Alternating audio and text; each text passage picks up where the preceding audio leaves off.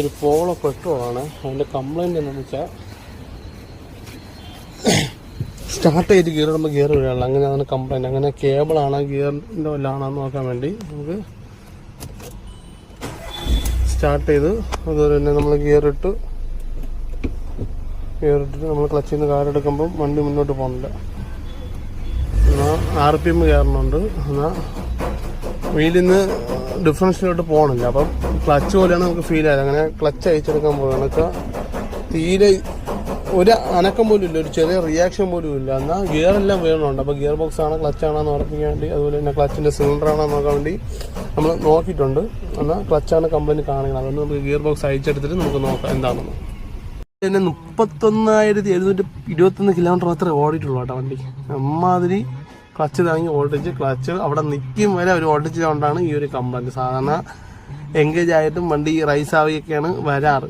Complaint തീരെ വലിവില്ലെന്ന് പറഞ്ഞൊക്കെയാണ് വരാറ്.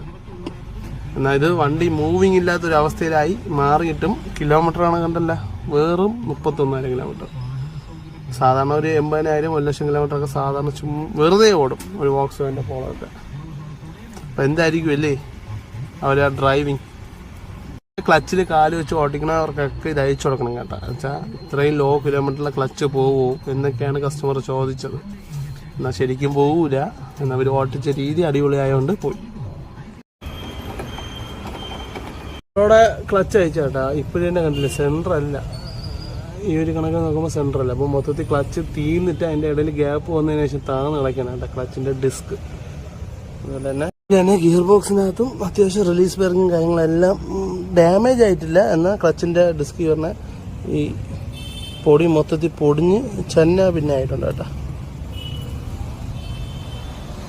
അപ്പോൾ നമുക്ക് ക്ലച്ച് അയച്ചിട്ട് അതും എങ്ങനെ ഉണ്ടെന്ന് നോക്കാം. അപ്പോൾ നമുക്ക് റിലീസ് ബെയറിങ് സൗണ്ട് ഇല്ല, എന്നാൽ ഈ ഒരു കണ്ടീഷനിൽ നമുക്ക് ഒരിക്കലും ഇടാൻ പറ്റില്ല, ഇത്രയും ഗതികേടായതുകൊണ്ട്.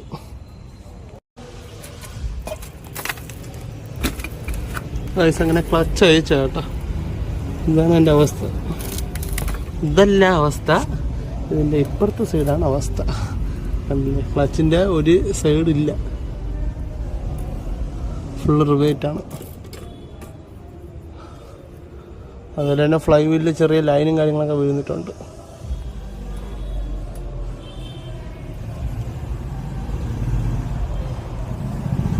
ഇതാണ് പോളോയുടെ 1.2 ക്ലച്ച് കേട്ടോ, വോക്സ്വാഗൻ്റെ.